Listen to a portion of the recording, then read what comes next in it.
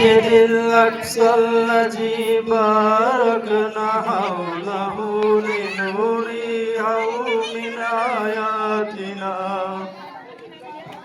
إنه هو السميع البصير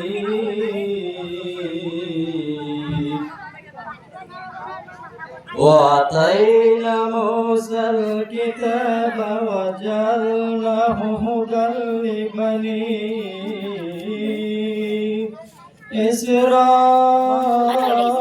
إسرائيل من دونه وكيلا ذرية من حملنا مع نوح إنه كان عبدا شكورا وقضينا إلى بني إسرائيل في الكتاب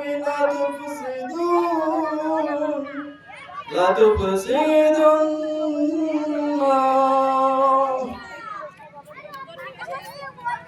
صدق الله العظيم